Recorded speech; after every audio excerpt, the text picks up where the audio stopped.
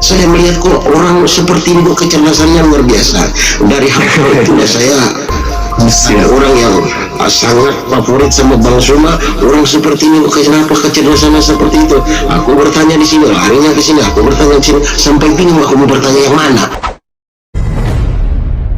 Salam satu Tuhan. Sahabat dimanapun berada, saya mohon untuk mensubscribe, like, dan juga men-share channel kita ini.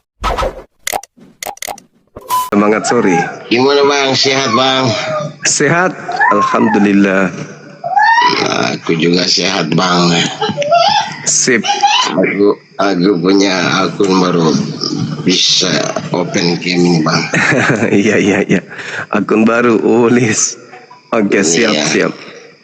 Oh, netizen, apa kabar? Netizen, sehat-sehat semua kah? Semoga sehat semua, amin. Rezeki untuk menjalani hari-hari hidup kita. Amin. Bang, semua, aku sapa netizen dulu. Siap, silakan Bang, silakan. Gimana Bang, ini temanya Yesus mati diracuni. Aku baru pernah dengar juga nih Bang. Aku boleh Abang bernarasi kepada aku, siapa tahu ada iya. Tanyakan Bang. Baik Bang, baik. Jadi indikasi ini muncul ketika di Al-Quran saya diterangkan tentang sosok Nabi yang datang ke tengah-tengah kaum Bani Israel sebagai Nabi penutup, sebagai jalan terakhir untuk mereka bertaubat, yaitu ahli kitab. Tapi ternyata sebagian besar dari mereka menolaknya. Al-Quran mengatakan mereka tak membunuh Nabi Isa dan mereka tidak menyalibkan Nabi Isa. Berarti ada dua tindakan yang terjadi kepada kondisi Nabi tersebut. Pertama membunuhnya, yang kedua menyalibnya. Artinya bisa jadi orang yang sudah mati ini disalib sebagai hinaan, sebagai olok-olokan terhadap yang mereka salibkan, yang mereka bunuh.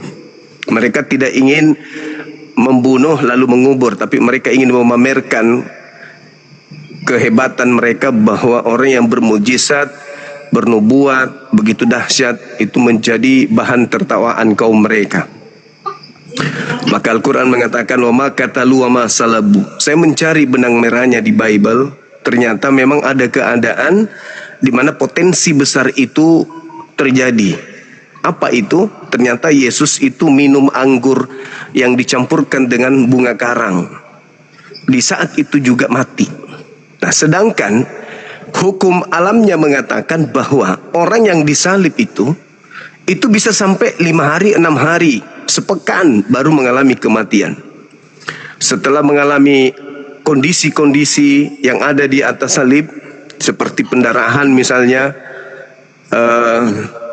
adanya kombinasi shock yang terjadi antara jantung dengan hati, paru-paru, lalu adanya kondisi di mana jaringan yang lain terjadi pendarahan, lalu kelelahan otot, lalu kemudian timbul sesak napas. Itu bisa berhari-hari baru berujung pada kematian. Itu pun kalau tulang kakinya, tulang betisnya itu dipatahkan.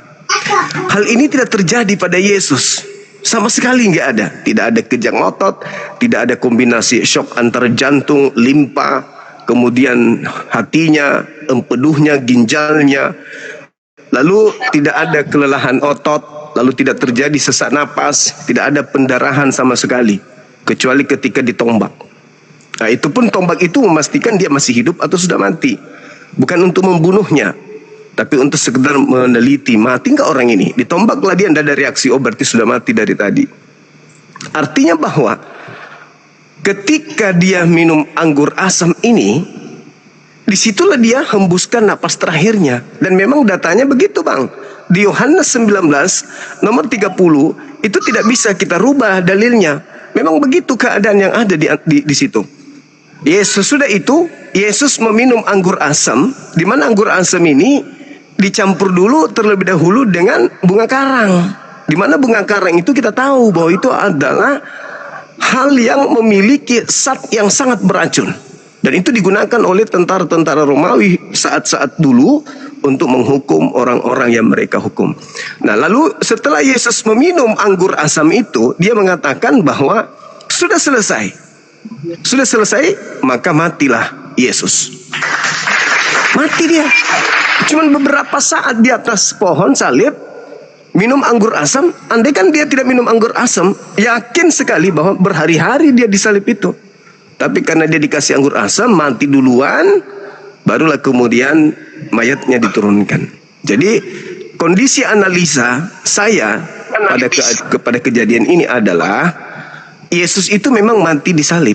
Maksudnya mati di atas tiang salib. Tapi matinya bukan karena ngegantung. Mati bukan karena pendarahan. Mati bukan karena kelelahan otot. Mati bukan karena dipatahkan tulang. Mati bukan karena kesakitan menggantung di tiang salib ini, bukan. Tetapi dia mati oleh karena anggur asam dan matinya di atas salib. Maka disebut mati di salib atau mati di atas salib. Sama mati di ranjang, mati di rumah, mati di kamar, mati di laut, mati di rumah sakit. Sama mati di salib, artinya tempat kematian Yesus di salib. Matinya karena apa? Karena minum anggur asam. Begitu analisa saya, Pak. Aku bertanya aja menyangkut tema minum racun, karena aku juga pembaca kitab yang aku tahu tertulis itu anak manusia akan diserahkan ke tangan orang berdosa, disalibkan dan akan bangkit pada hari yang ketiga. Aku hanya tahu itu sepintas. Aku membaca memang sih ada diberikan itu ya berupa bunga karang itu sih, tapi untuk penyebab pastinya itu aku tidak tahu, atau karena salib atau karena minum itu ya Bang. Jadi aku hanya mengetahui sebatas itu aja.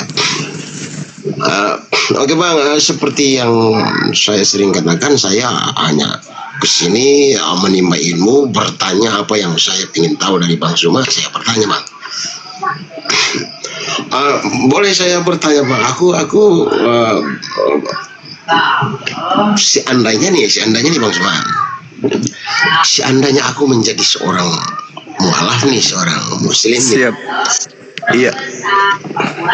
Pada saat kematianku, malaikat munkar dan nakir bertanya kepada saya, kita buka. Apa yang harus aku jawab? Apa Quran saja atau harus Taurat, Injil dan Quran? Iya, baik. Jadi ketika sahabat saya ini menjadi mu'allaf, artinya orang mu'allaf itu kan orang yang tunduk berserah diri kepada pencipta langit dan bumi. Dan ketika saudara saya berserah diri kepada pencipta langit dan bumi, itu artinya bahwa saudara saya sudah meyakini Al-Quranul Karim. Dan ketika meyakini Al-Quranul Karim, itu berarti abang saya ini sudah meyakini kitab-kitab sebelumnya. Kenapa bisa demikian? Karena Al-Quran mengatakan, Nazzala alaikal kitaba bil haqq musaddiqan lima baina yadayhi wa anzalat Taurah wal Injil. Jadi ketika sahabat saya, saudara saya masuk Islam, percaya kepada Al-Quran, berarti sama dengan percaya kepada kitab-kitab sebelum Al-Quran. Nah, ketika Anda menjawab, kitabku adalah Al-Quran. Iya, silakan. Aku potong sebentar biar enak-enak. Abang mengatakan apabila aku percaya kepada Quran, secara tidak langsung aku telah percaya kepada Taurat dan Injil. Seperti itu. Iya. Siap. Apakah abang Suma berkesimpulan bahwa di dalam Quran itu ada intisari Taurat dan Injil sudah dipadukan di situ, Bang? Atau gimana itu? Benar sekali. Benar. Betul sekali. Benar sekali. Bahwa Al-Quran itu, makanya tadi saya katakan, Nazzala alaikal kitab. Allah menurunkan Al-Quran kepadamu. Untuk apa Al-Quran ini diturunkan? Untuk menguraikan kandungan kebenaran yang ada di dalamnya, yang membenarkan Taurat dan Injil. Itu surah Ali Imran ayat 2. Jadi ketika ditanya malaikat, apa kitabmu? Kitabku Al-Quran. Oh, berarti dia adalah orang yang beriman kepada Taurat dan Injil. Begitu, abang. Terus Bang, apabila aku ditanya man nabiyuka, apakah harus aku menjawab dari Adam sampai ke baginda Nabi Muhammad, atau cukup baginda Nabi Muhammad saja, Bang? Oke, baik. Jadi ketika ditanya siapa nabimu, dengan menjawab Nabi Muhammad, itu sudah mewakili seluruh nabi. Kenapa? Karena seluruh nabi-nabi itu mengabarkan akan datangnya Nabi Muhammad. Contoh Al-Quran surah As-Saff ayat 6. Wa iz qala Isa ibn Maryam ya bani Israil inni rasulullahi ilaikum musaddiqan lima baina yadayya minat Taurah wa mubasysyiran bi rasuli ya'ti min ba'di ismuhu Ahmad. Jadi Nabi Isa menerangkan tentang Nabi Muhammad. Nah, ketika kita menerima Nabi Muhammad, itu sama halnya menerima para nabi. Makanya di Islam itu sangat menghargai Yesus sebagai nabi, sebagai rasul. Di dalam Al-Quran diuraikan bagaimana Nabi Isa alaihissalam itu sangat mulia. Maka kami ketika menerima Nabi Muhammad, itu sama halnya menerima Yesus, menerima Nabi Musa, menerima Abraham, dan semua nabi-nabi. Begitu abangku. Tapi kalau Bang, mengatakan makasih, nabiku, ya silakan. Makasih ya. Udah cukup, jangan panjang-panjang lah. Aku mungkin satu pertanyaan lagi lah.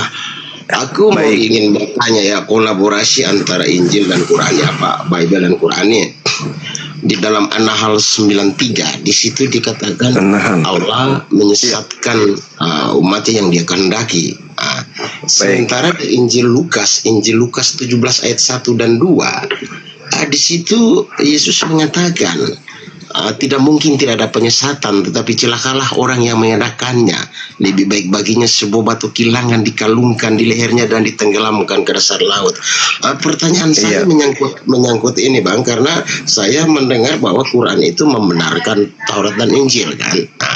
Aku bertanya di dalam kedua ayat ini Bang, di dalam kedua ayat ada kontradiksi, ya kan? Yang satu di Quran mengatakan bahwa Allah menyesatkan umatnya yang dia kehendaki. Sementara di kitab Bible sendiri Yesus mengatakan tidak mungkin penyesatan, tidak ada, tetapi celakalah orang yang mengadakannya. Itu gimana itu Bang? Tanggapan Abang tentang itu, atau saya harus meyakini yang mana Bang? Baik, sebenarnya di situ nggak ada pertentangan antara apa yang dilisankan Yesus dengan apa yang ada di dalam Al-Quran. Itu satu arahan. Jadi gini, Al-Quran saya surah Al-A'raf menerangkan begini, ya bani Adam, wahai seluruh manusia keturunan Adam, la yaftinannakumus syaitan, janganlah sampai engkau tertipu oleh godaan setan. Ini peringatan di awal. Jangan kau tertipu. Kama akhraja abawaikum minal jannah, sebagaimana iblis telah menyesatkan kedua orang tuamu Adam dan Hawa dari taman Eden, dari surga. Jangan sampai kau disesatkan, jangan sampai kau tertipu. Ini diperingati, manusia diperingati oleh Tuhan. Nah, lalu kemudian diterangkan di ayat lain, wa qulil haqqu mir rabbikum, semua kebenaran sudah Tuhan torehkan di atas muka bumi. Barang siapa yang mau beriman, silakan beriman. Barang siapa yang mau kufur, ingkar, silakan ingkar. Silakan ingkar. Nah, yang ingkar inilah yang Allah katakan, farikan hada wa farikan hakka alaihimud dalalah. Manusia itu terbagi menjadi dua kelompok. Ada yang menerima petunjuk, ada juga yang tidak menerima petunjuk. Nah, yang tidak menerima petunjuk inilah yang Allah katakan farikan haqqa alaihimud dalalah. Mereka yang tidak mau menerima petunjuk itulah yang memang sudah pantas untuk sesat.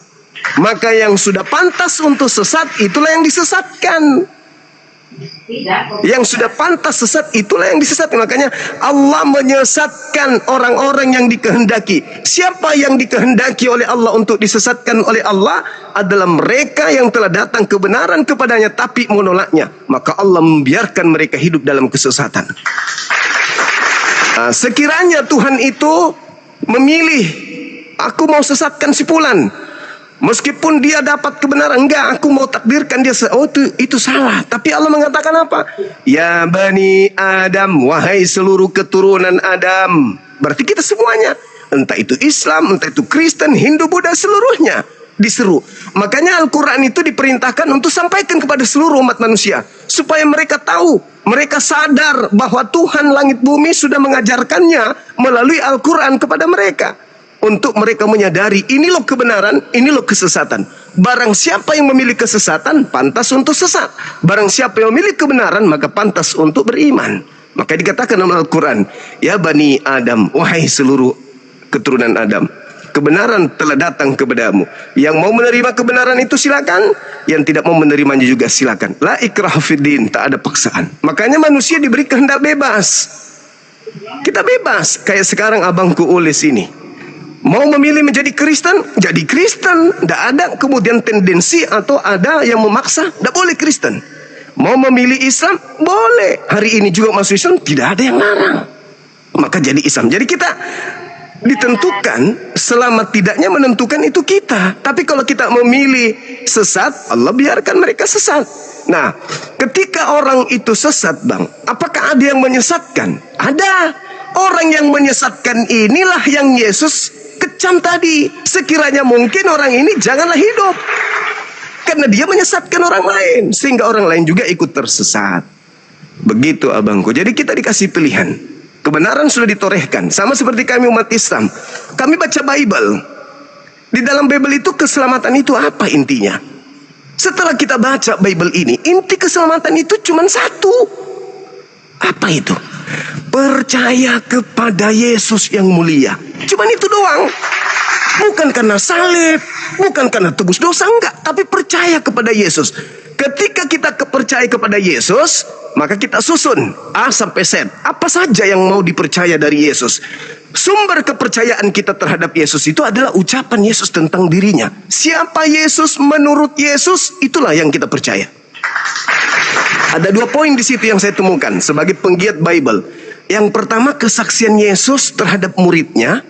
Yang kedua, kesaksian Yesus tentang dirinya. Apa kesaksian Yesus tentang murid-muridnya? Orang-orang selamat di antara murid-muridnya.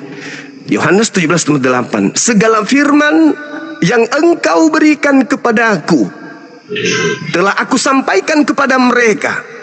Mereka telah menerimanya. Wow. Lalu bertanya kita, apa endingnya? Apa reaksi muridnya?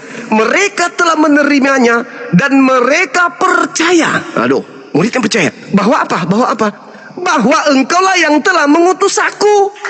Berarti kesaksian Yesus adalah murid-murid yang Tuhan berikan kepada Yesus adalah murid yang telah menerima segala firman dari Yesus, dan ending dari segala firman itu menghantarkan mereka punya keyakinan, kepercayaan dan iman bahwa Yesus itu adalah rasul. Itu murid Yesus. Itu murid Yesus. Kata siapa? Kata Yesus. Saya nggak perlu pendeta, saya nggak perlu kemudian gereja, nggak perlu kemudian pastor untuk bersaksi lagi. Saya lebih kepada kesaksian Yesus. Itu pertama. Yang kedua, siapa Yesus menurut Yesus? Di dalam Yohanes 5 nomor 36, ada kesaksianku yang lebih penting dari kesaksian Yohanes Pembaptis. Wow. Sedangkan kata Yesus, barang siapa yang percaya kepada Yohanes Pembaptis, jangankan mereka, pelacur pun, pesundal pun, pemungut cukai pun, rentenir pun lebih dulu masuk surga karena percaya kepada Yohanes Pembaptis. Tapi ada yang luar biasa dari itu. Apa itu? Kata Yesus, barang aku bersaksi, ada kesaksianku yang lebih penting dari kesaksian Yohanes Pembaptis, bahwa seluruh pekerjaan yang aku kerjakan, apa itu? Mujizat, membangkitkan orang mati, orang lumpuh berjalan, orang buta melihat, berjalan di atas air, badai menjadi tenang, kemudian apalagi air menjadi anggur, roti dibuat makan banyak orang. Ternyata pekerjaan-pekerjaan itu justru bersaksi menurut Yesus bahwa pekerjaan itulah saksi bahwa aku ini rasul. Dan itu imannya umat Islam. Kesaksian Yesus, menurut Yesus, ditanya Yesus, ya, menurutmu murid-muridmu yang benar itu yang mana? Yang menuhankan kamu atau yang merasulkan kamu? Yohanes 17:8. Ternyata menurut Yesus, murid yang benar adalah yang merasulkan dia. Lalu menurutmu, kesaksianmu, yang mana yang benar? Mujizatmu itu bukti kau Tuhan atau mujizatmu itu bukti kau rasul? Lagi-lagi dia rasul. Makanya dikatakan Yohanes 17 nomor 3, hidup kekal itu adalah mereka mengenal engkau satu-satunya Tuhan, dan mengenal aku sebagai apa? Sebagai rasul. Berarti rasul Tuhan Yesus, Tuhannya satu. Bukan Yesus nebeng juga menjadi Tuhan, tetapi dia hanya rasul. Artinya bahwa pertanyaan yang malaikat berikan kepada abangku ini, siapa nabimu, siapa apa kitabmu, semuanya kembali kepada ajaran Yesus tadi. Nabimu siapa? Nabi Muhammad. Apa yang Nabi Muhammad ajarkan tentang Yesus? Oh, Yesus itu rasul utusan Allah yang mulia kepada kaumnya Bani Israel. Oke, kitabmu apa? Al-Quran. Apa yang Al-Quran ajarkan tentang Torah dan juga Injil? Oh, Torah itu adalah kebenaran dan ada petunjuk di dalamnya. Udah selesai. Percaya kepada Yesus sebagai utusan, itu adalah hidup kekal. Menurut Yesus, berarti dengan berislamnya kita, seluruh hal yang menjadi acuan ajaran Yesus menyelamatkan manusia itu menuju kepada surga jannah. Coba kita lihat terakhir Yohanes 3 nomor 16. Begitu besar kasih karunia Tuhan akan dunia ini sehingga ia menganugerahkan anaknya yang tunggal, yaitu Yesus. Barang siapa yang percaya kepada Yesus tidak binasa melainkan memperoleh hidup yang kekal. Kalau orang percaya kepada Yesus, orang tidak jadi Kristen, orang menjadi Islam. Kalau percaya Yesus, kenapa? Rentetan ajaran yang diamalkan secara rutinitas ritual Kristen, ibadah minggu, makan babi, maaf, tidak bersunat, menyembah Yesus. Apakah ada Yesus mengajarkan itu semua? Tidak. Tapi ketika kita di Islam, semua yang Yesus pernah pekerjakan dilakukan di Islam. Syahadatain, Yohanes 17 nomor 3. Sunat, Lukas 2 nomor 21-22. Puasa, Matius 9, Matius 15. Sujud, Matius 26 nomor 39. Apalagi? Baptis, itu ajaran umat Islam. Perintah wudhu itu baptis. Baptis itu artinya apa? Baptis dalam bahasa Yunani baptiso, ditahirkan, dibersihkan, disucikan. Baptiso artinya dibasuh, dibasuh dengan air, ditahirkan dengan air, ditasbihkan dengan air, pertobatan. Nah, umat Islam ketika bunyi azan Allahu Akbar, Allahu Akbar, hati segala istighfar, astagfirullahaladzim, waktu zuhur, waktu sholat. Apa yang terjadi? Hatinya condong kepada Tuhannya, fisiknya berlari kepada Tuhannya, lalu mensucikan diri, membasuh diri dengan air wudhu. Dia menjadi pengikut Yesus, ya Muslim. Makanya Yesus disebut juru selamat. Selamat dalam bahasa Ibrani shalom, dalam bahasa Arab salam. Salam ini adalah akar kata dari Islam. Yesus juru Islam, bukan Kristen. Kristen itu pengikut Kristus. Kalau Kristen pengikut Kristus, sabar dulu. Kata Yesus, waspadalah kepada Kristus palsu yang datang kepadaku, kepada kalian memakai namaku. Kristus palsu dan nabi-nabi palsu akan datang melakukan mujizat, kekuatan, tanda-tanda sekiranya mungkin menyesatkan orang-orang pilihan juga. Jadi yang harus diwaspadai adalah Kristus. Karena Kristen adalah pengikut Kristus. Pertanyaan, Kristus yang mana? Adakah Kristus Yesus mengajarkan makan babi? Adakah Kristus Yesus mengajarkan ibadah minggu? Adakah Kristus Yesus mengajarkan tidak bersunat? Adakah Kristus Yesus mengajarkan ibadah nyembah Yesus? Ternyata nggak ada. Berarti Kristus mana nih yang ngajarkan ini? Pantas aja Yesus mengatakan pada hari terakhir nanti banyak orang berseru kepadaku, Tuhan, Tuhan, Tuhan, bukankah kami bernubuat mengusir setan, bermujizat pakai namamu? Kata Yesus, pada saat itulah aku Yesus akan berterus terang kepada mereka, enyahlah daripadaku, engkau semua adalah pembuat kejahatan, aku tidak mengenal kalian. Permasalahannya sekarang di sini adalah, apakah Islam terindikasi masuk dalam kelompok yang dikatakan pembuat kejahatan? Tidak. Islam tidak bernubuat mengusir setan, bermujizat. Nah, pertanyaan baliknya, apakah Kristen masuk dalam kandidat itu? Masuk. Orang yang memperhatikan keselamatan kehidupan kekalnya tidak akan mungkin mau masuk dalam kandidat yang akan diusir Yesus. Pasti keluar. Seperti apapun benarnya Kristen itu ajaran benar sekalipun, tetapi kalau ada indikasi diusir Yesus, mending keluar di tempat yang mendudukkan Yesus sebagai manusia mulia daripada di situ. Karena Yesus mengatakan dalam Yohanes 16, ketika roh kebenaran itu datang, maka dia akan memuliakan aku. Di Islam, kalau kita kaji kitab suci Al-Quran, terkait materi-materi pembahasan tentang seorang nabi yang lahir tanpa ayah dari perawan di tengah-tengah Bani Israel, kami menyebutnya Nabi Isa. Saudara kami Kristen menyebutnya Yesus. Tidak ada satu simbol di dalam Al-Quran yang menghinakan beliau, melainkan memuliakan beliau. Mulai dari dia lahir, sampai beliau wafat, meninggal dunia, sampai kiamat dan seterusnya. Nah, satu hal, ketika kitabnya Yahudi sebagai tuan rumah, di TKP terjadi tentang Yesus, lahir Yesus di sana, dianiaya Yesus di sana, muncul sebuah kitab bernama Talmud, di mana Talmud ini menuduh Yesus sebagai anak zina, menuduh ibunya berzina dengan seorang tentara bernama Pentera, tentara Romawi. Sayangnya 4 kitab Injil kanonik dan 13 surat Paulus ditambah 1 surat Ibrani, kisah para rasul, dan juga Petrus 1, 2 Petrus dan seterusnya, tidak satu pun di antara kitab ini yang melakukan pembersihan nama Yesus terhadap tuduhan tuan rumah. Tapi Al-Quran datang setelah berabad-abad kemudian, menganulir, menolak, dan membersihkan semua pitnahan-pitnahan Talmud terhadap Yesus. Ketika ia datang, dia akan memuliakan aku. Berarti orang ini tadinya pernah tidak dimuliakan, pernah dihinakan. Siapa yang memuliakan? Al-Quranul Karim. Ketika ditanya oleh orang-orang Yahudi, wahai Maryam, kamu ini keturunan Harun, kau saudara Harun. Harun itu imam, dia orang suci di kalangan Bani Israel. Kenapa engkau hamil? Kenapa engkau berzina? Apa kata Maryam?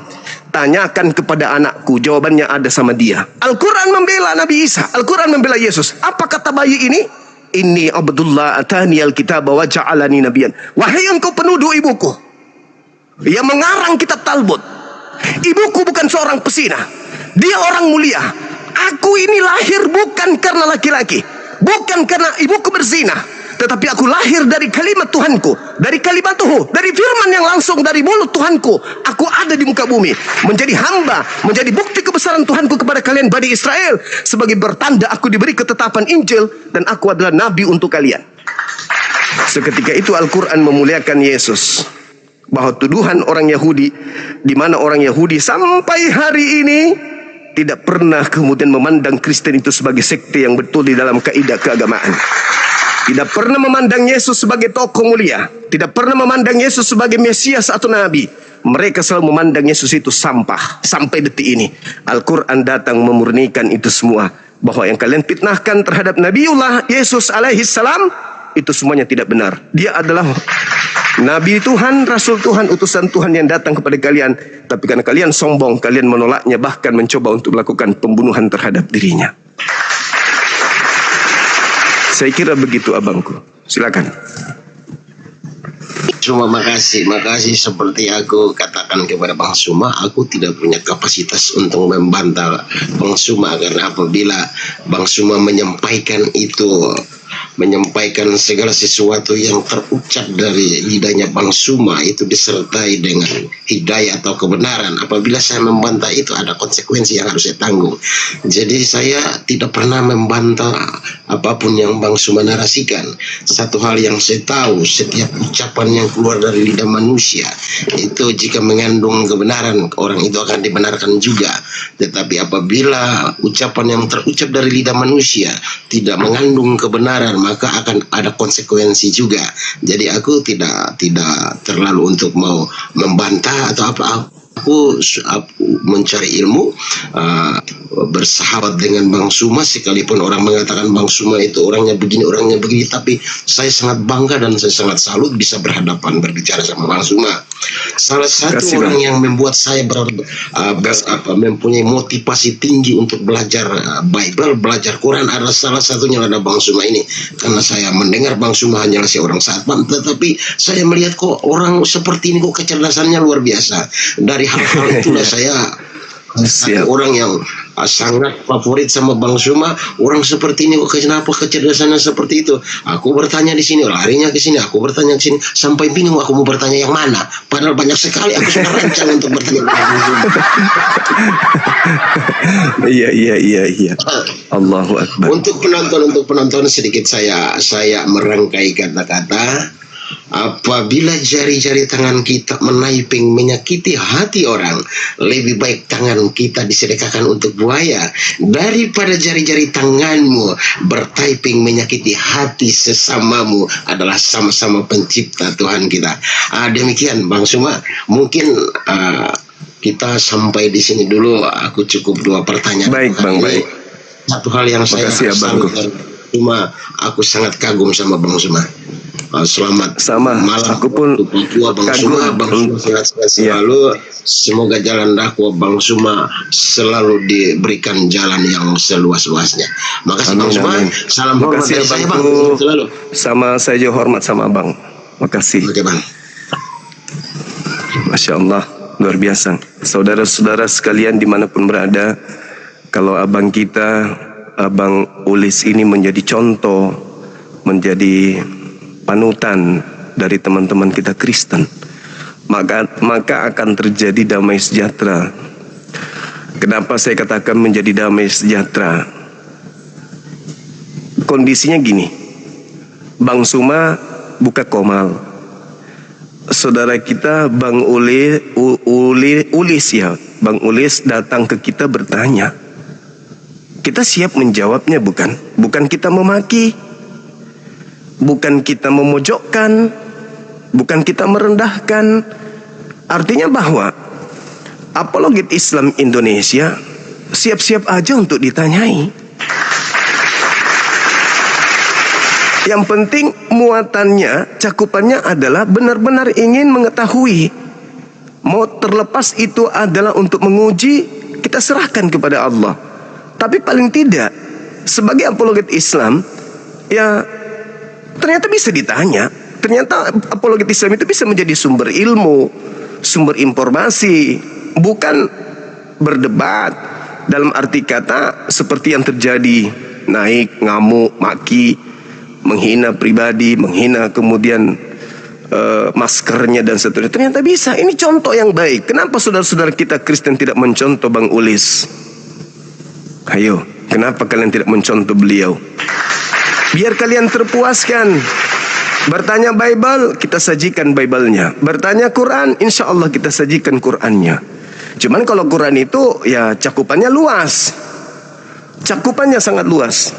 Al-Quran itu, saya sangat berhati-hati ketika memberikan jawaban tentang Quran, karena Al-Quran ilmunya itu ilmu baku, tafsirnya pun tafsir baku. Nggak boleh asal-asal Quran itu.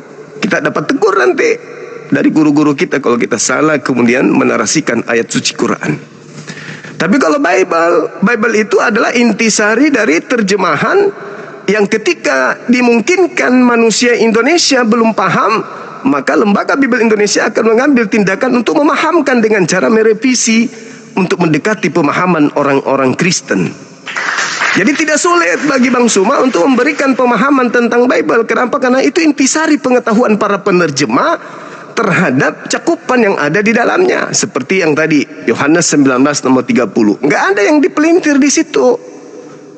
Yesus kemudian diceritakan di sana, dan ceritanya di sana Yesus diberi anggur asam, lalu kata Yesus sudah selesai. Oknum ini sendiri yang mengatakan sudah selesai. Narasi Yohanes, penulis Yohanes, setelah itu maka matilah dia. Mati, bukan tidur tapi mati setelah minum anggur asam itu. Seperti itu adanya. Dan Kristen, saya yakin sekali kalian tidak punya kekuatan untuk membantah itu, bahwa Yesus bukan mati karena penderitaan salib. Kenapa saya katakan demikian? Kalau Anda memaksakan Yesus mati karena disalib, bukan karena yang tadi itu yang minum anggur asam, maka akan kontradiksi dengan doa Yesus di dalam Lukas 22 nomor 4344. Apa kontradiksinya? Ya Bapak, sekiranya mungkin biarlah beban ini berlalu, cawan ini berlalu daripadaku, tapi bukan atas kehendakku, melainkan atas kehendakmu. Lalu seorang malaikat turun dari langit memberikan kekuatan. Mana kekuatan itu? Mana kekuatan itu? Kekuatan apa yang diberikan oleh Tuhan melalui malaikat kepada Yesus? kalau hanya gara-gara digantung di salib lalu kemudian dia mati. Lebih kuat orang-orang Kristen yang parodi setiap hari Paskah per tahun, mereka mengarak salah satu dari jemaat untuk menjadi pura-pura menjadi Yesus-Yesusan, diarak di tengah jalan. Kita sudah lihat di kota Manado, di Medan, di Papua juga ada setiap tahunnya. Ada orang salah satu jemaat yang ditampilkan diarak ala Yesus. Dicambuk juga tuh, jalan kemudian pikul salib juga mereka. Ada yang ngegantung, naik beneran disalib. Mati enggak? Enggak mati. Masakan orang Indonesia lebih kuat daripada Tuhan? Ya kan? Berarti kalau dipaksakan Yesus kudu harus mati, tapi terlepas dari Quran ya, maka yang mati ini bukan mati karena penderitaan salib, mati karena minum anggur asam. Baca dalilnya, baca dalil. Kita tidak muluk-muluk, kita baca dalil. Dan dalil itu disajikan di dalam Bible itu sendiri. Yohanes 19 dikatakan begini, maka datanglah segala laskar. Lalu, apa yang dilakukan oleh laskar ini? Dipatahkanlah kaki orang pertama dari kaki orang yang lain, yang disalibkan bersama dengan Yesus di kiri kanannya.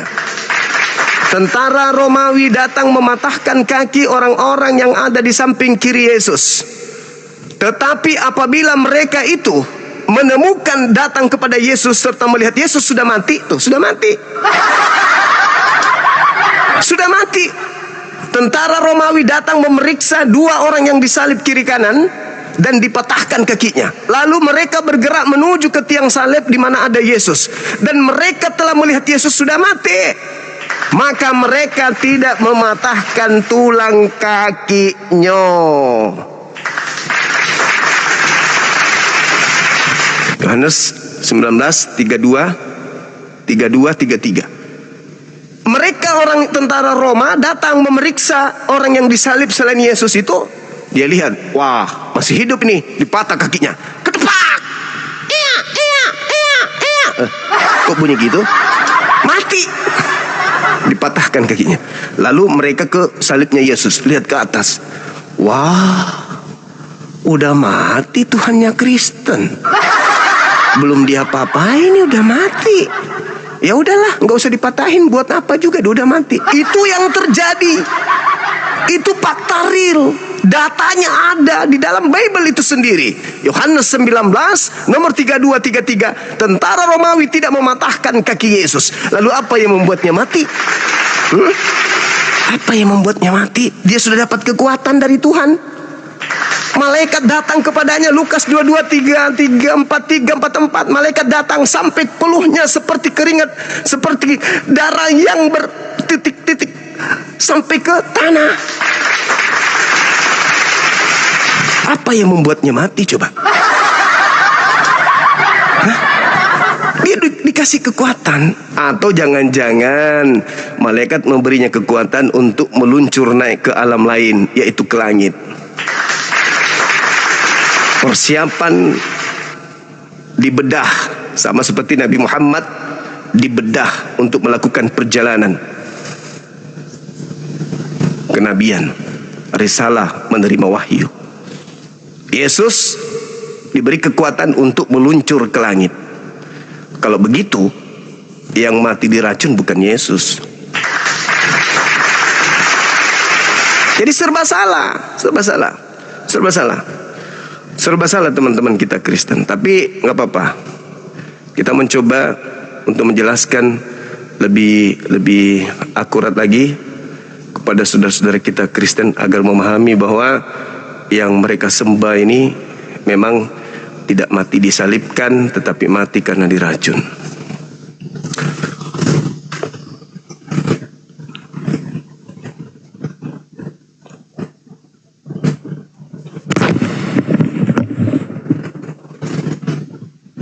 Iya, selamat sore Jemaah Penghujat. Gimana kabarnya, Bro? Sehat?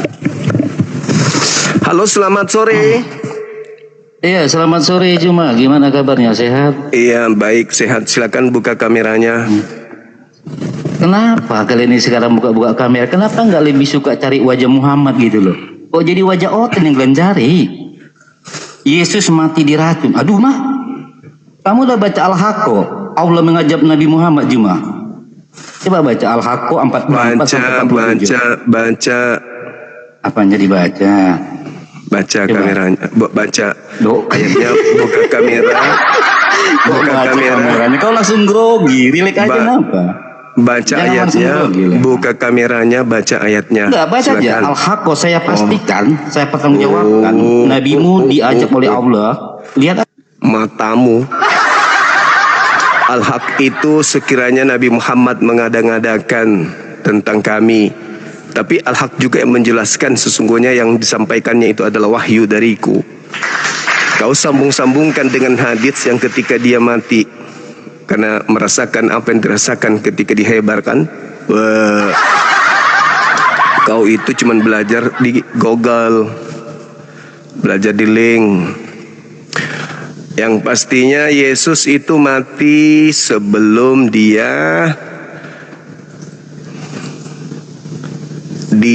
disalib berhari-hari. Dia baru berapa ya 1 jam kah atau 30 menit. Begitu minum racun, tidak sampai berapa waktu menit saja mati dia.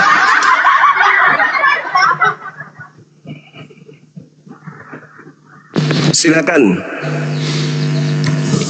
Halo, semangat sore. Halo Bang, cuma hidupin dulu kamera ya. Ya, hidupkan kameranya, Bang. Iya.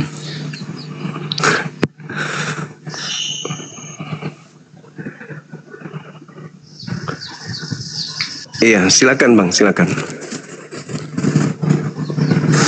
Bang Ali. Yesus mati karena diracun anggur asam. Iya, Silakan.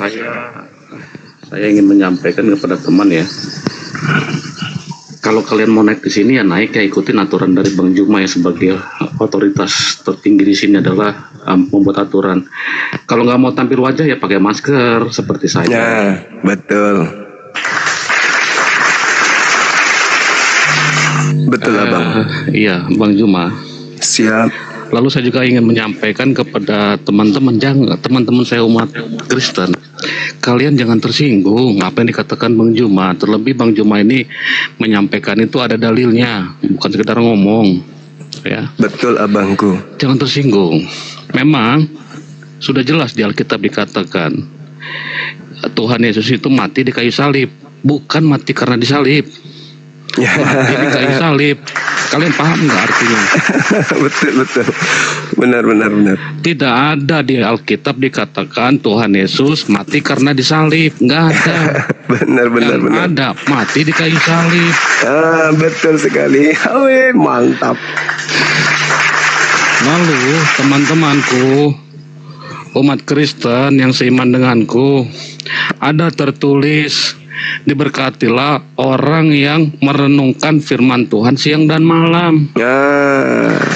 Nah, ini terbukti loh. Saya kasih tahu ya, Tuhan orang Islam dengan Tuhan kita itu sama. Kita diciptakan oleh Tuhan yang sama. Ya, betul. Ya. Tuhan Yesus tidak datang ke dunia ini untuk membawa agama, tetapi Betul. untuk semua manusia yang ada di dunia. Ya, Lalu saya sampaikan, pahami coba perkataan Tuhan. Diberkatilah orang yang merenungkan firman Tuhan siang dan malam. Diberkatilah orang yang merenungkan firman Tuhan siang dan malam. Makanya jangan heran kalau kalian melihat Bang Juma ini salah satu orang yang diberkati oleh Tuhan. mantap. Karena Bang Juma ini mau merenungkan firman Tuhan siang dan malam. Sedangkan kita yang mengaku sebagai anak Tuhan, yang mengaku sebagai hamba Tuhan, ya, kita cuman bahas firman Tuhan, bahas doang, tapi nggak mau merenung. Ini serius loh. Firman Tuhan itu jangan cuman dibahas, bukan cuma dibahas tadi nih, malah lihat apologet Kristen saling mendebatkan ya. membidatkan saudara seiman, perang-perang, ayat-ayat Alkitab, padahal sudah jelas ya. Diberkatilah orang yang merenungkan firman Tuhan siang dan malam. Kalian tuh merenung ya, karena firman Tuhan itu jangan cuma dibaca, apalagi jadikan media untuk debat kusir, saling membidat-bidatkan saudara seiman. Itu sesat. Tetapi lihatlah Bang Juma yang mau merenungkan firman Tuhan ya, justru beliau ini diberkati oleh Tuhan. Lihat kehidupannya ada peningkatan karena diberkati oleh Tuhan. Ya, halo Koko. Lihat orang-orang yang di TikTok yang bahas-bahas firman Tuhan. Lihat, bahas-bahas saja, bahas-bahas ya. Bahkan di dalam membawakan firman Tuhan hanya 30%, loh saya katakan ya, saya sudah mengamati itu. Hanya 30% membahas firman Tuhan. 70%-nya adalah membahas tentang dirinya, kesombongannya. Saudara-saudaraku, saya tadi baru pulang setelah mendoakan jemaat saya yang lagi sakit, puji Tuhan sembuh. Saya membaptis orang, itu nggak perlu dibahas kesombongan, cukup bahas firman Tuhan. Ini adalah fakta ya, teman-teman. Lalu kembali ke statement tadi Bang Juma katakan bahwa Yesus tadi mati karena diracun. Sekali lagi saya katakan, jangan tersinggung. Memang jelas ayatnya, tetapi ya waktu di kayu salib meninggal, mati di kayu salib ya, sekali lagi artinya itu memang bukan karena disalib. Kita pakailah logika, mau tangan dipaku kayak mau kaki dipaku, nggak mungkin mati. Iya. Pasti ada sebab penyebabnya. Iya. Ada latar belakang yang membuatnya bisa mati. Kalau cuma dipaku doang, benar kata Bang Juma, bisa berhari-hari nunggu kelaparan baru mati, kan begitu Bang Juma ya? Iya, betul.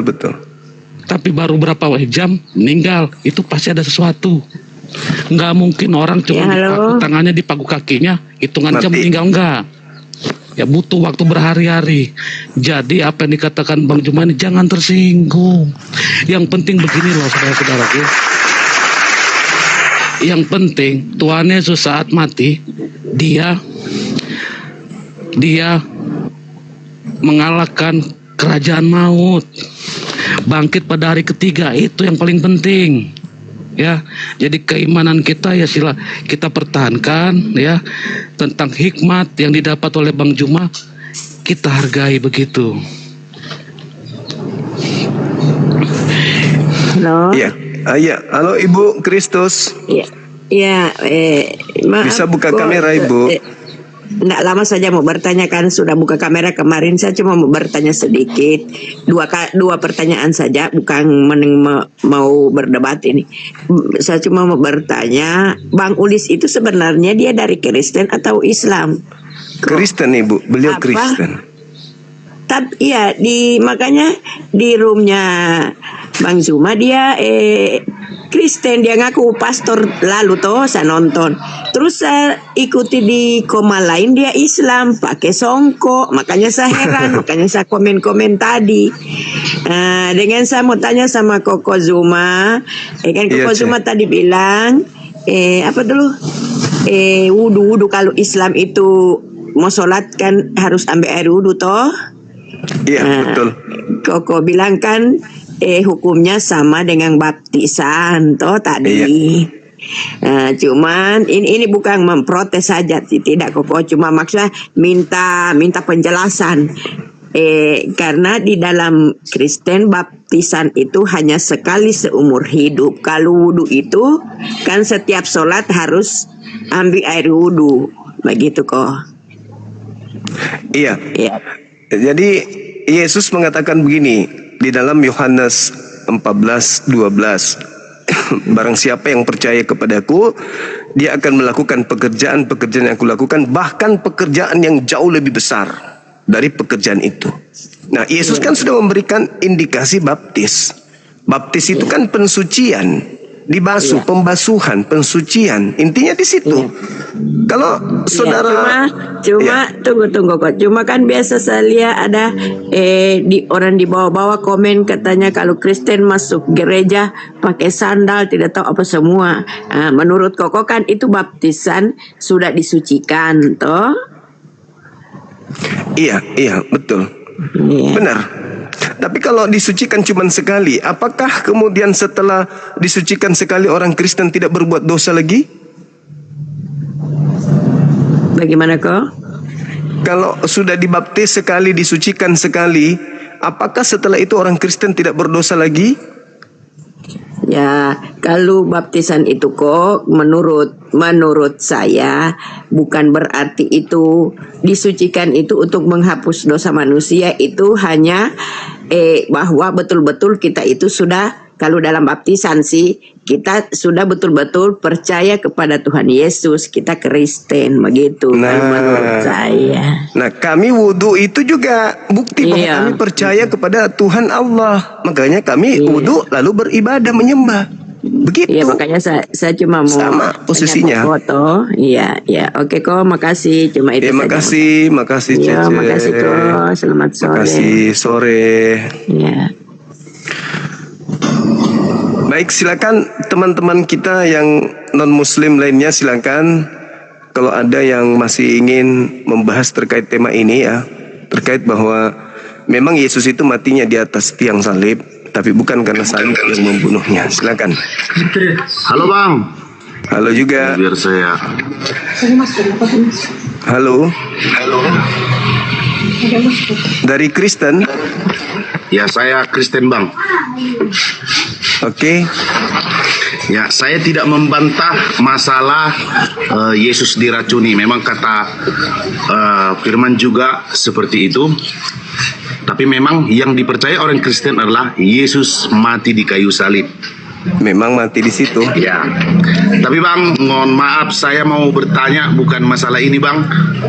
Tapi ada keraguan dalam saya terkait dengan firman di Alkitab saya. Iya. Ya, yang pertama penciptaan manusia. Iya. Seperti ini Bang, saya selalu berpikir Tuhan yang Maha Kuasa menciptakan manusia yaitu Adam dan Hawa. Iya. Tapi bagaimana bisa Tuhan mempunyai kesalahan di situ Bang? Dia menciptakan manusia Adam dan Hawa, tapi dia memerintahkan kepada si Adam jangan makan apa itu ya, buah gitu kan? Pokoknya adalah perintah Tuhan di situ. Iya. Tapi bagaimana bisa ciptaan Tuhan sendiri tidak bisa mengikuti apa yang Tuhan katakan kepada dia, sementara Tuhan bisa kita tahu ini logika saya Bang ya, mohon maaf ini Iya. mungkin belum sempurna cara berpikir saya, makanya saya minta pengarahan gitu. Tuhan sang pencipta yang paling berkuasa gitu, yang menciptakan manusia, tapi bisa juga mempunyai kesalahan gitu Bang. Nah itu yang saya mohon Abang juga ya kalau Iya. boleh bisa memberikan masukan bagi saya Bang. Baik. Jadi ini materi yang sering saya sajikan juga di dialog lintas agama. Jadi gini Bang, Iya Bang. ketika dikatakan Tuhan itu melakukan kesalahan, ya berdasarkan Bible itu tidak disalahkan karena memang terurai di situ. Sampai Tuhan mengutuk jadinya kan. Padahal dia yang bikin aturan, jangan kau makan buah pengetahuan baik dan jahat. Bagaimana bisa dia tahu ini baik, ini jahat kalau dia belum tahu? Dia kan Adam belum tahu mana baik, mana jahat. Lalu dikasih perintah, jangan kau mendekati apalagi memakannya. Sama seperti seorang bayi ditanya, jangan kau makan ini ya. Bagaimana dia tahu? Kalau orang bayi nggak ngerti apa-apa, dikasih perintah, ya dilanggar. Karena dia memang belum tahu mana baik dan mana yang jahat. Lalu setelah dia makan itu barulah dia ngerti, oh ini yang baik, ini yang jahat. Lalu baru dia tahu kalau dirinya telanjang. Lalu anehnya kenapa dihukum sampai keturunannya dikutuk semua. Ya. Padahal keturunannya belum lahir ke bumi. kenapa dia jadi dikutuk juga? Sebagaimana yang dikatakan Paulus dalam Roma 5:12, oleh karena Adam, dosa menjalar sampai ke bumi kepada seluruh manusia. Maka lebih rasional yang terurai dalam Al-Quran. Ketika Tuhan memberi perintah kepada Nabi Adam alaihissalam, Nabi Adam alaihissalam itu lupa. Al-Quran surat Taha ayat 115. Di situ dikatakan bahwa walaqad ahidna ila Adam min qablu fanasiya walam najid lahu azma. Jadi ketika dikatakan Adam dikasih perintah, Adam lupa, lalai. Nah, sekarang ada nggak hukuman bagi orang yang lupa? Kan tidak ada hukuman bagi orang yang lupa. Maka Adam tidak dihukum, keturunannya tidak dihukum. Itu yang lebih rasional. Lagian juga ketika Adam lupa, wajar, karena memang dia belum sempurna, dalam arti kata pengetahuan baik jahatnya itu belum sempurna. Wajar kalau dia lupa. Nah, kedua, Adam di dalam Al-Quran itu bertobat. Fatalaqqa Adamu min rabbih kalimatin fataba alaihi innahu huwat tawwabur rahim. Karena Allah itu Maha Pengampun, Maha penerima tobat. Ketika Adam jatuh, Adam kemudian bertobat. Setelah Adam bertobat, lalu kemudian beliau diterima tobatnya. Selesai. Tidak ada lagi keturunannya yang berdosa karena itu. Nah, timpangnya di Bible, Bang, adalah ini timpangnya, mohon diperhatikan. Adam digoda oleh iblis. Ya. Jatuh Adam. Akibat jatuh, iblis tepuk tangan, bukan? Keturunannya Adam kemudian mewarisi dosa, iblis tepuk tangan. Tiba-tiba di abad pertama, iblis merasuki Yudas agar Yudas mengkhianati Yesus, agar Yesus disalib. Tujuan penyaliban adalah untuk menebus dosa.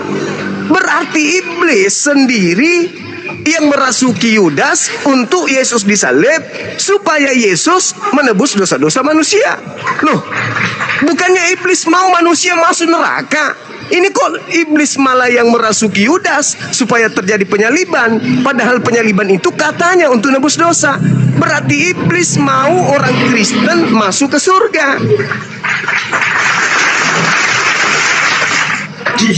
Bukankah penyaliban itu untuk nebus dosa?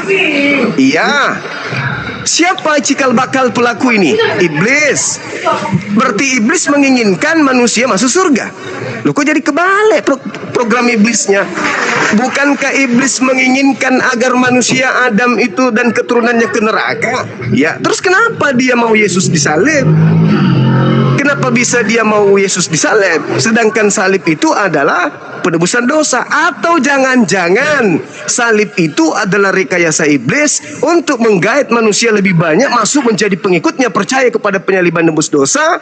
Dan setelah itu diangkatlah tokoh Yesus dijadikan Tuhan tandingan dengan Tuhannya Yahudi. Oh, Tuhannya Yahudi tidak pernah nebus dosa kami. Tuhannya Yahudi justru memberikan warisan dosa kepada kami. Tapi Tuhan kami Yesus datang menebusnya dosa-dosa kami. Sehingga apa yang terjadi? Di gereja menyembah Yesus. Tuhannya Yahudi ditinggalkan menuju kepada ketuhanan Yesus. Yang tepuk tangan di situ siapa? Ya iblis. Iblis yang tepuk tangan. Begitu, Bang. Jadi mohon maaf Bang, saya potong. Jadi maksud saya tadi di situ Bang, kata Abang tadi Adam Hawa dirasuki oleh iblis untuk mengajak si Adam makan buah itu gitu kan? Iya. Pertanyaan saya Bang, di Taman Eden kan adalah Tuhan yang menciptakan manusia di Taman Eden itu. Tuhan udah pasti tahu adanya iblis di situ. Masa Tuhan Sang Pencipta membuat Taman Eden itu menjadi adanya juga iblis juga di situ? Gitu pertanyaan saya Bang. Kok bisa-bisanya Tuhan membuat iblis di situ bersama manusia itu? Katanya kan iblis itu menurut sejarahnya, menurut Alkitab juga, iblis itu berupa ular yang mempengaruhi si Hawa gitu Bang. Si Hawa dan si Adam pun memakan buah itu. Jadi kok bisa Tuhan membuat iblis juga di situ? Itu pertanyaan saya Bang gitu. Iya. Jadi kalau di Al-Quran ini Adam itu diciptakan oleh Allah, lalu kemudian seluruh malaikat disuruh sujud kepada Adam alaihissalam. Ya. Sujudlah kalian kepada Adam, menghormat kepada Adam. Tapi kemudian Adam tidak mau disujuti oleh iblis. Maka iblis ini membangkang. Dia mengatakan kepada Tuhan, saya akan buktikan bahwasanya Adam itu tidak layak untuk aku hormati, sebab aku dari api, dia dari tanah. Nah, kenapa iblis ada di Ganbi Eden atau di Eden atau di Jannah Aden? Sebenarnya kalau di Al-Quran dikatakan begini, innahu yarakum huwa wa qabiluhu min haitsu la tarawnahum. Iblis itu bisa melihat engkau.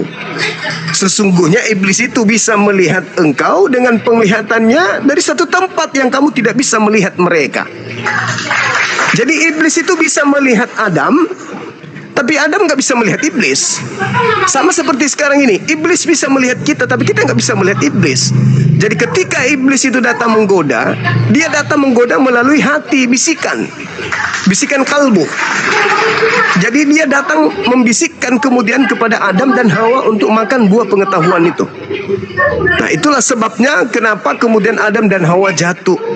Mereka memakannya mengikuti daripada bisikan iblis ini. Jadi kalau dikatakan kenapa Tuhan menciptakan iblis, iblis lebih dulu. Tadinya mereka adalah makhluk-makhluk yang taat. Tapi ketika Tuhan menciptakan Adam, muncul rasa iri, muncul rasa cemburu. Mereka merasa lebih tinggi daripada Adam, maka mereka tidak mau menghormat kepada Adam. Mereka lebih cenderung memilih neraka daripada hormat kepada Adam. Itulah awalnya. Maka diusirlah iblis, diusirlah juga Adam turun ke bumi bersama-sama. Sekarang kita lagi perang dengan iblisnya. Begitu abangku.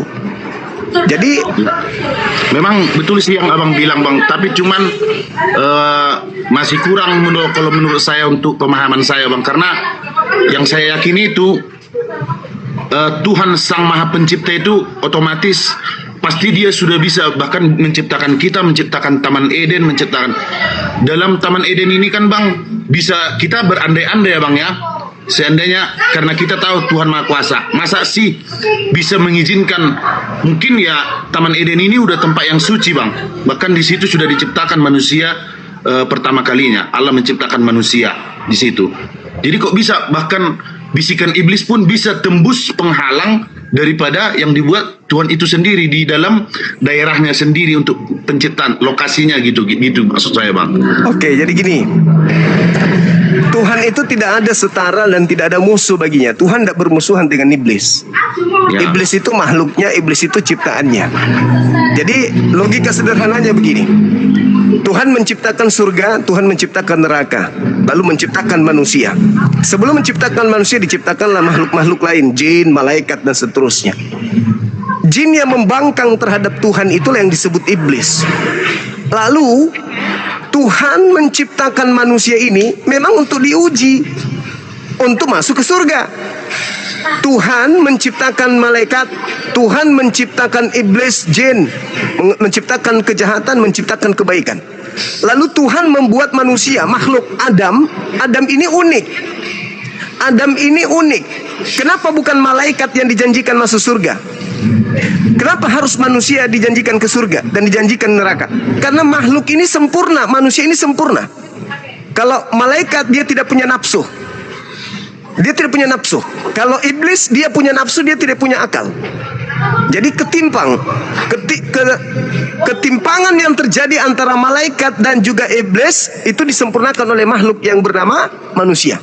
Maka manusia ini tempatnya diuji. Maka ditempatkanlah kemudian di Eden untuk sebagai alat contoh kepada para malaikat. Tengok nih Adam, inilah makhlukku yang sempurna. Dia bisa menjadi baik, bisa menjadi jahat. Setelah kemudian bukti-bukti diberikan oleh Tuhan kepada para malaikat yang tadinya ragu tentang itu, maka Adam ditaruhlah ke bumi, disimpan di bumi. Kan sebelum diciptakan Adam memang sudah dirancang untuk mengisi bumi. Wa iz qala rabbuka lil malaikati inni ja'ilun fil ardi khalifah. Kejadian 1:26. Baiklah kami menciptakan manusia serupa dan seturut gambar kami untuk berkuasa di atas bumi menjadi seorang pemimpin. Maka ketika Adam turun ke bumi, kalau dia cuma memiliki karakter malaikat, dia nggak bisa jadi pemimpin.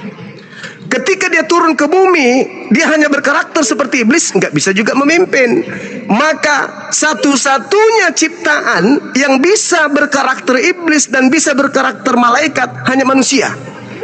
Maka makhluk manusia inilah yang memiliki dua sifat tersebut, yaitu potensi jahat, potensi baik ada pada diri manusia. Dengan dua potensi inilah manusia diturunkan ke bumi untuk menjadi seorang pemimpin menaklukkan alam semesta ini.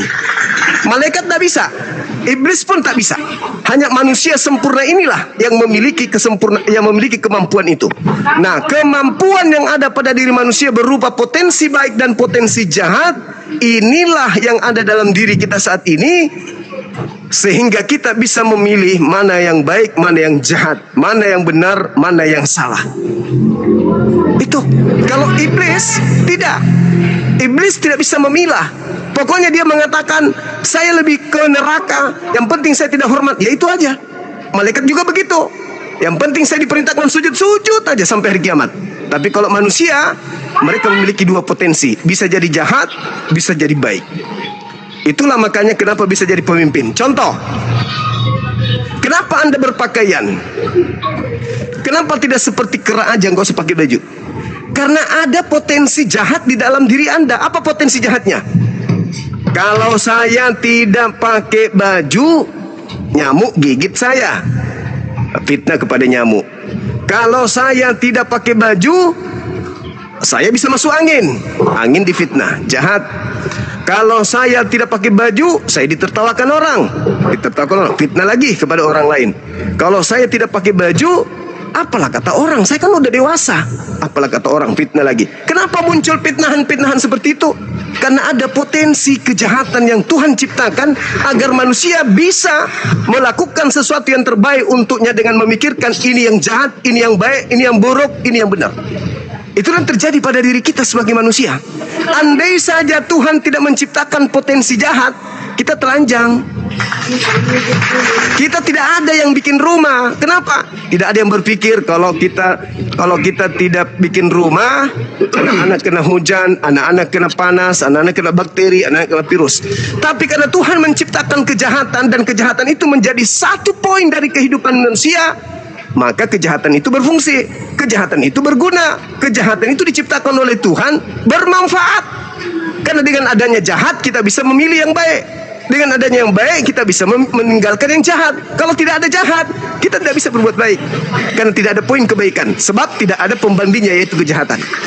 Jadi iblis dicipta oleh Allah itu sebagai alat supaya kita bisa menemukan jalan kebenaran itu. Kalau tidak ada iblis, kita akan sama seperti malaikat. Kalau tidak ada malaikat, kita akan seperti iblis. Nah, supaya kita sempurna, maka Tuhan menciptakan pendamping kita. Jangan takut kepada iblis, tapi kalahkanlah iblis itu. Berarti pada intinya Bang, gini Bang, sama seperti yang dibilang di dalam kekristenan juga, Allah sudah mengetahui apa yang akan kau lakukan.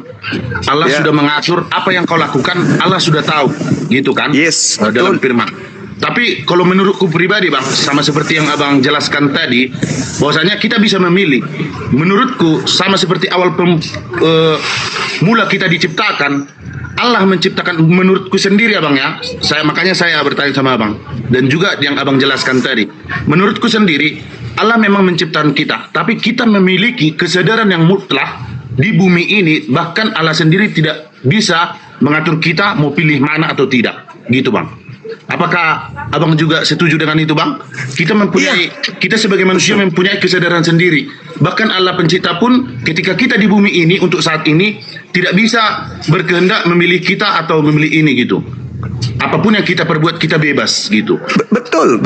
Sekarang saya mau bertanya kepada Abang, apakah Tuhan yang memaksa Anda untuk menjadi Kristen?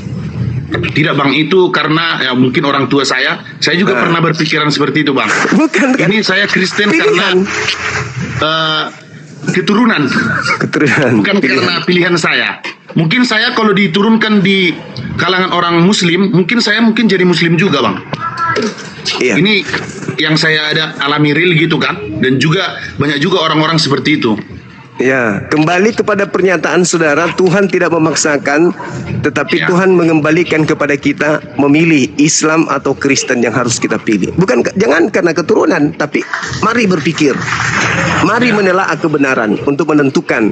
Orang tua dulu waktu kita masih kecil, dia memilihkan kita pakaian, dia memilihkan makanan. Begitu kita dewasa, kita tidak dipilihkan lagi makanan, kita pilih sendiri. Nah, kenapa ketika dewasa kita tidak memilih agama sendiri? Kenapa masih ikut-ikut orang tua? Kalau memang ada agama yang lebih benar dari agama yang dari kecil, kenapa nggak milih yang lebih benar?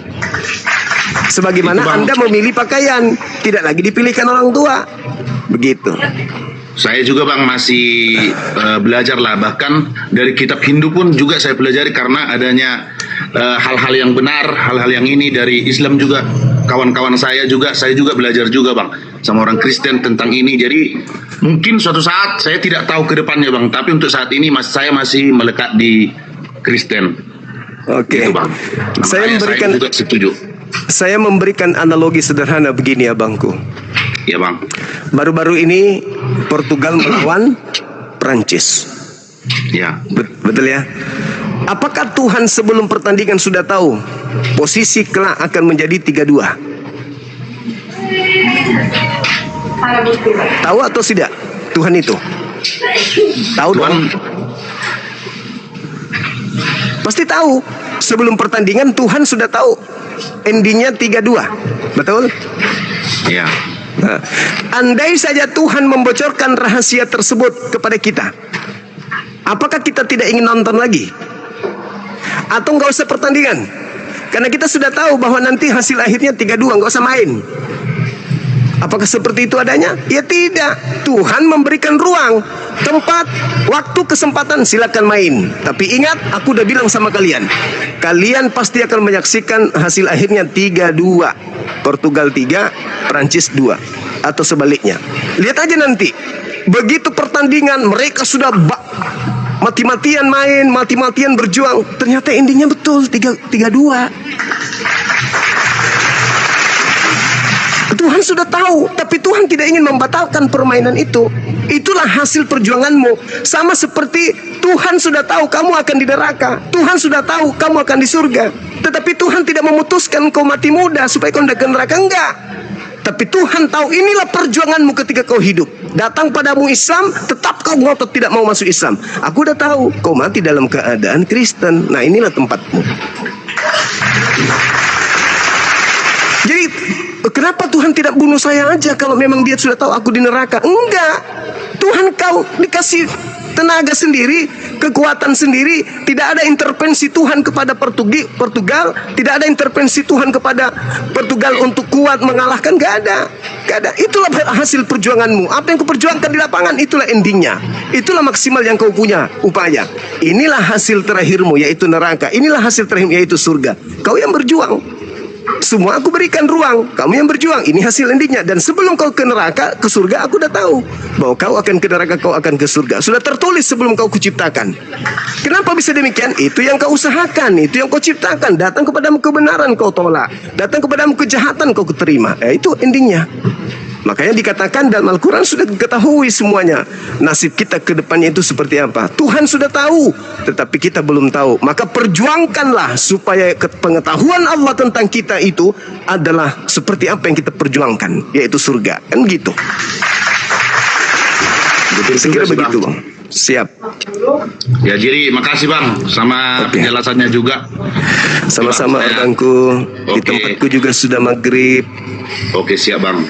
Oke. Oke, Makasih ya. Tuhan memberkati kita semua, Bang. Amin, amin, amin. Makasih Abang Laundry. Oke, siap, Bang. Siap. Bang Amsal masih monitor. Ya, Bang. Abangku ini Masih, Bang. terlalu banyak yang semangat, tapi Iya, Bang. tidak ada yang berani menghadapi abang ini. Kenapa ya? Ya, saya buronan orang Kristen di TikTok, Bang. Oh, Iya. iya, Saya iya, Bro. berterima kasih buat Abang memberikan ruang kepada saya. Ya, saya sangat Siap. berterima kasih lah. Memang begitu Bang ya. Jadi kalau saya lihat Bang Juma inilah sebetulnya orang yang diberkati Tuhan. Ini serius dari lubuk hati saya bicara ya. Karena Tuhan Yesus ada berkata yang tadi seperti yang saya bilang, diberkatilah orang yang merenungkan firman Tuhan siang dan malam. Nah Bang Juma bisa dapat pengetahuan seperti ini, bisa mendapatkan hikmat seperti ini. Ini kan karena suka merenungkan firman Tuhan siang dan malam. Kalau enggak pasti enggak tahu. Sedangkan kami yang orang Kristen banyak cuman bisa bahas-bahas firman Tuhan, baca-baca firman Tuhan, bahkan debat kusir tentang firman Tuhan, tetapi tidak mau merenungkannya. Nah, satu hal yang positif yang saya ambil dari kalian umat Islam, satu hal positif, kalian selalu ada istilahnya tuh yang tersurat dan yang tersirat. Ya kan? Nah, betul, kalian mempelajari apa yang tersurat dan apa yang tersirat. Sedangkan kami, kelemahan kami hanya mempelajari apa yang tersurat, tidak merenungkan apa yang tersirat. Untuk bisa mendapatkan renungan apa yang tersirat, untuk bisa mengetahui apa yang tersirat, itulah dibutuhkan renungan. Merenung. Nah itulah yang banyak tidak dilakukan oleh saudara-saudara kami umat Kristen. Siap. Begitu. Berhikmatlah merenung. Inilah yang sudah Bang Juma lakukan sehingga Bang Juma itu mendapatkan berkat dari Tuhan. Tuhan Yesus tidak ada berkata kok, diberkatilah orang Kristen yang merenungkan firman Tuhan. Nggak ada Kristennya. Tidak ada Kristennya di situ. Diberkatilah orang berarti ini berlaku untuk setiap orang, berlaku apapun itu agamanya, ya. Diberkatilah orang yang merenungkan firman Tuhan siang dan malam, bukan orang Kristen, ya. Jadi berlaku untuk siapa saja, seperti itu. Saya salut Bang, salam hormat buat Bang Juma. Sama-sama saudaraku Amsal Ginting. Bang Juma sudah memberikan renungan, memberikan hikmat, ya, melalui Bang Juma kami bisa memahami lebih dalam lagi tentang agama kami. Begitu Bang Juma. Baik abangku, di kota saya sudah maghrib.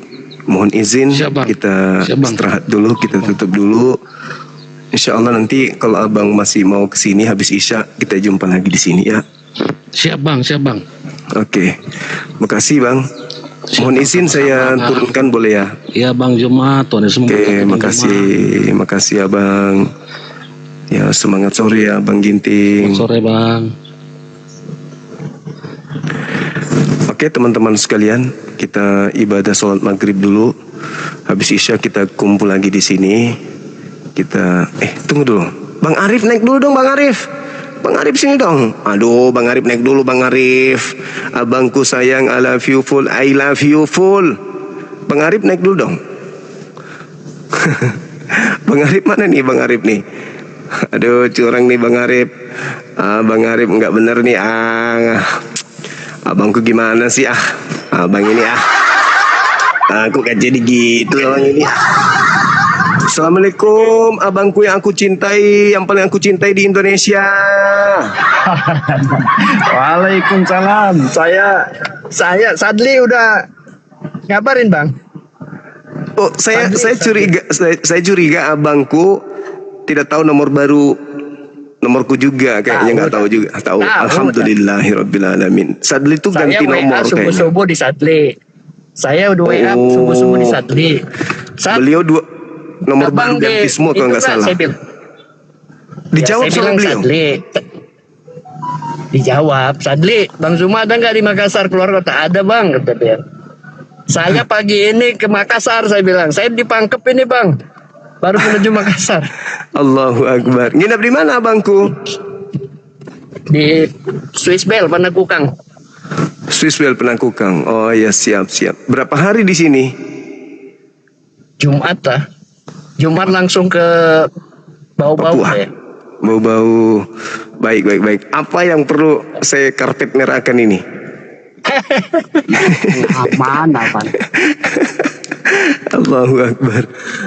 Dinas abang, dinas di Makassar atau ada pendidikan sama ini pelatihan teman-teman kita? Enggak. Dinas. Oh, Masya Allah. Ada acara besok. Oh gitu. Kapan bisa jumpa kita ini? Kita makan apa? Palu basah apa gitu? Aman lah, aman. Siapa Atau kita ke gunung, nginap di gunung?